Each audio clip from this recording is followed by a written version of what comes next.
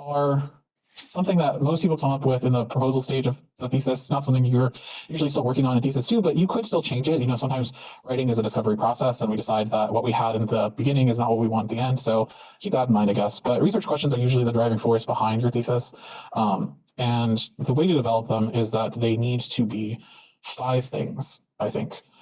They need to be specific, they need to be researchable, they need to be relevant, they need to be complex enough. It can't be too complex, but like can't be too simple either. It needs to be flexible. So those are the 5 things. Researchable, specific, relevant, complex, and flexible. Flexible, I think, is the hardest one for a lot of people because we tend to get stuck and we're like, this is my idea and I'm never going to budge from it.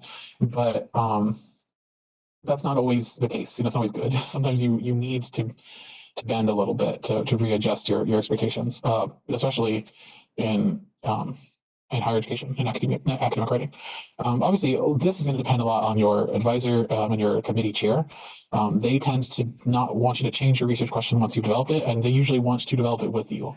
But it's good to be thinking about it, especially if you're in a more hands-off situation with an advisor. It can be that you want to develop your research question more on your own. Sometimes people have multiple research questions. They're trying to discover something. I would say that dissertations tend to have like a few research questions, sometimes a lot of research questions, whereas theses tend to be a little more simple.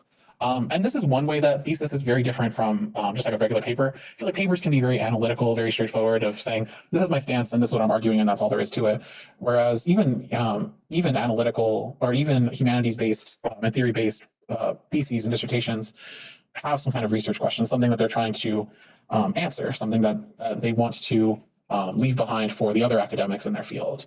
So I don't want to go through every single thing about this, but if you just have a research question, or if you have something like an argument or something in mind, that's not exactly the same thing as a research question. A question is more, it's based in inquiry. It's based in something you're curious about, something that has to be solved, some kind of problem.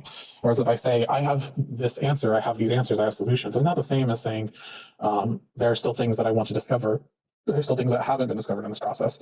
Research is usually some kind of process that's collaborative. It's something that we share with other academics. So keep that in mind.